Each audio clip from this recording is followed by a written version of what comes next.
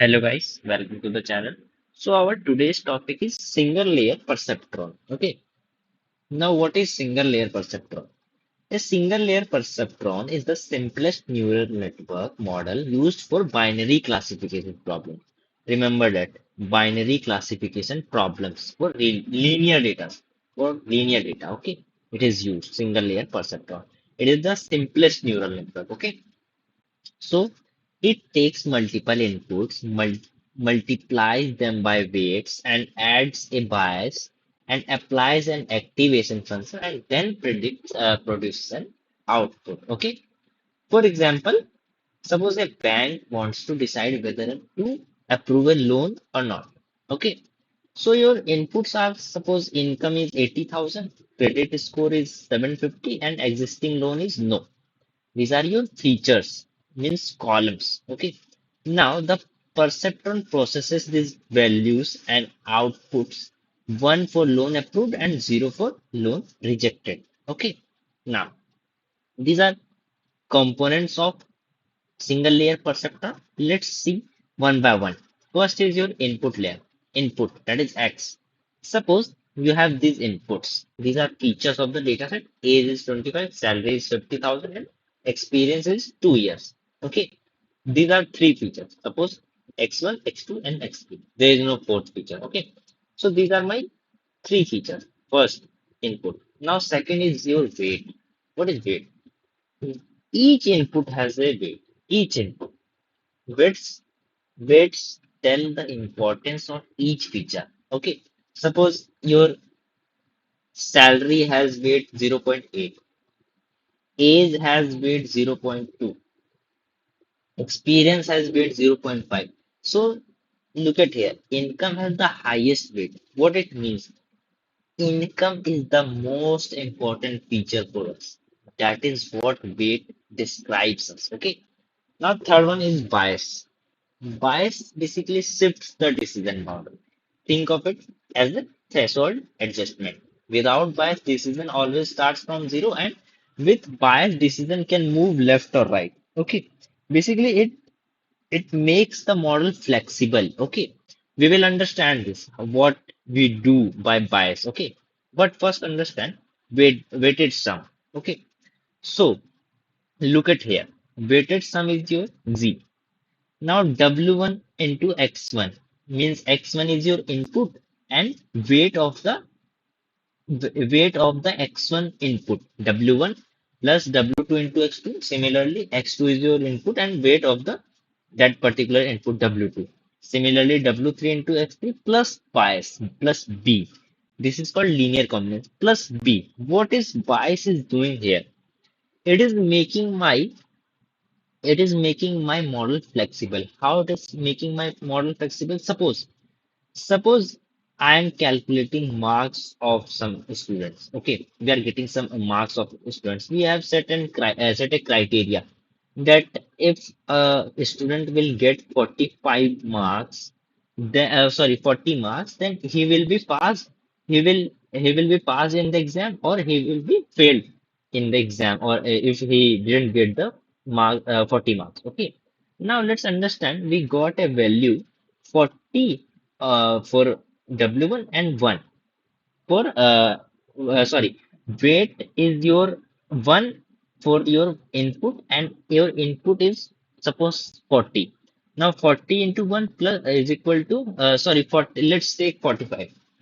Our input has 45 value, 45 into 1, our weight is 1. So what is the value came? 45. Now it means the student got passed in the exam, but let's suppose we give plus b mean bias. Let's suppose we give minus 10 as bias. So it will do? It will it will basically it will decrease the value 45 to 35. Now a student that particular student got failed in the exam because he is getting 35. So that is the basic understanding I tried to give you by this example of bias. Okay.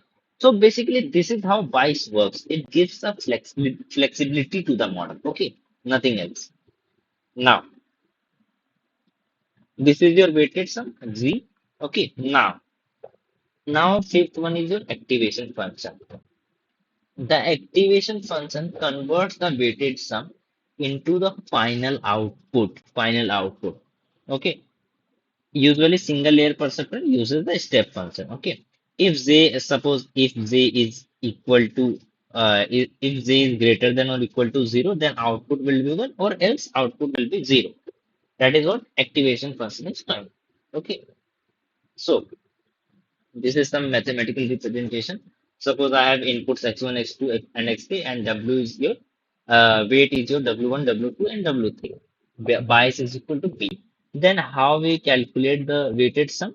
Weighted sum is equal to weight of the first input and into the first input plus weight of the second input and the second input plus third weight into third input plus bias. Okay, so it became z is equal to w into x. You can say plus b. This is your w into x is your dot. Okay, now let's see. Let's understand how we can perform single layer perceptron practically. Okay, now I have this data set. I don't know this data set is linear or not.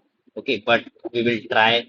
We will just see how we can perform single layer perceptron on this data set.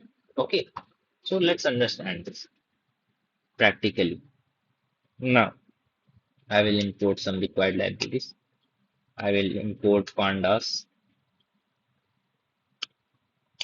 as pd, import matplotlib.pyplot as plt, import cborn as SNS. Now, last thing I will import ML extend. Okay, from ML extend dot plotting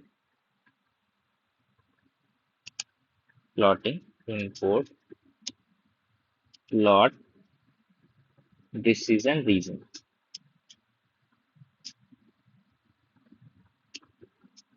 Okay, now let's import our data. pd.read/csv. I will copy this copy path. I will paste it here. I will check my data is loaded or not by checking its first three rows. Yeah, my data gets loaded and there its first three rows. Now, let's check by plotting a graph how my data is looking, whether it is linear or not. Basically, single layer perceptron is usually used on linear data set and for binary classification. One consider one condition is getting satisfied that it is a problem of binary classification. But let's see this is a linear data or not by plotting a graph. Scatter plot x is equal to age, y is equal to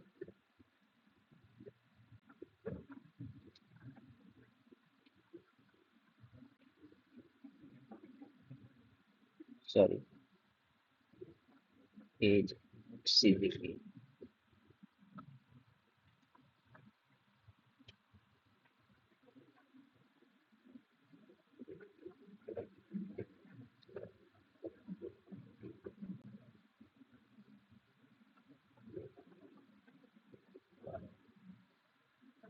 Now data is equal to data.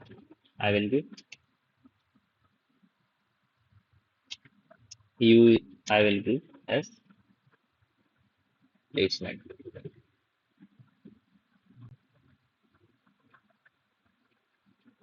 Okay. I will give plt dot show.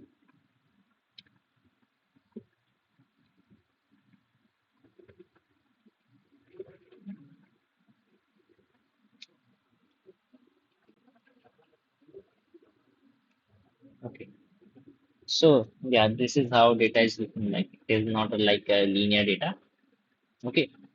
But let's perform single layer perceptron on this data set only. Let's see how it is performing on this data set. Okay. Now,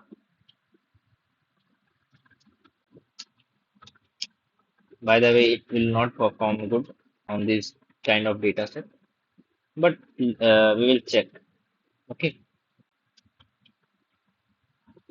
-1 and y I will take as data. Yes, okay.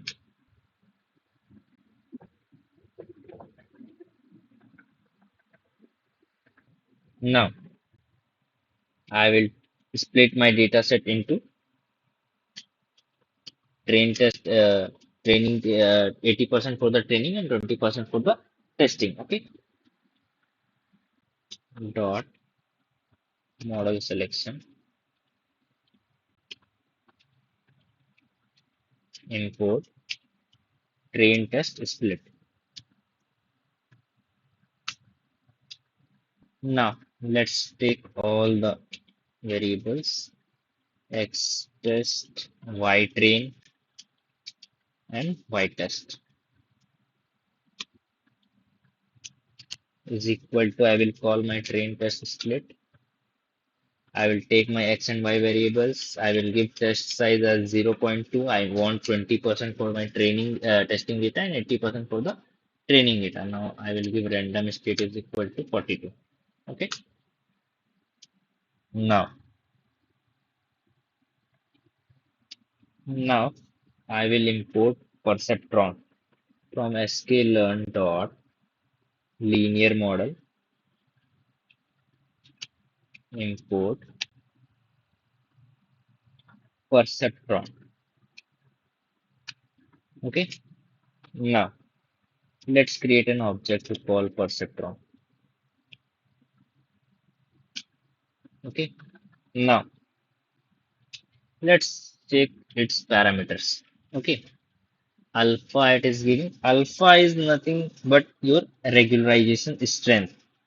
Its purpose is to basically prevent the model from learning extremely large weights. Suppose you are getting 2,000, 500,000, like this kind of weights. So it basically reduces that large weights. Okay, it prevents the model from learning extremely large weights. Okay, this is what alpha will do.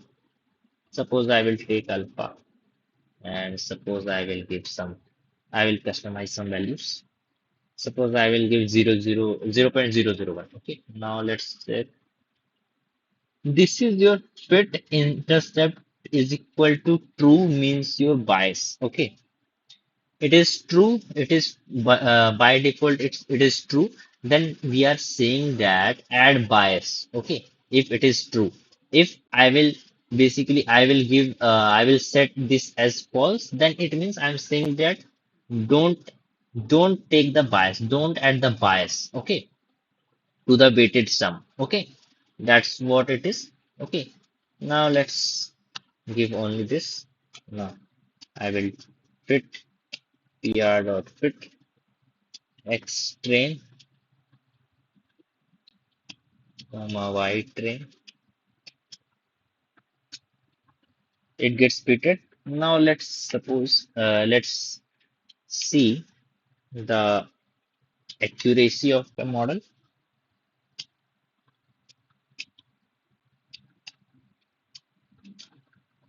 for both training and testing. Okay,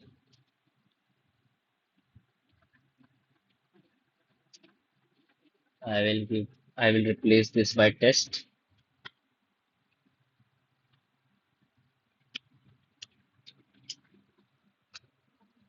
Okay, so as you can see, we are not getting a good accuracy because this is not a linear data set. Okay, this is a kind of random data set I have taken. This is not a linear data set. That's why I am getting very low accuracy, 65 only. Okay, so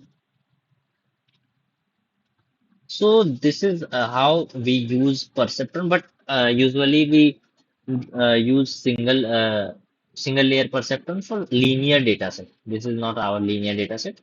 So that's why we are getting low accuracy. And for binary classification, it was a type of binary classification, but it was not a linear data set.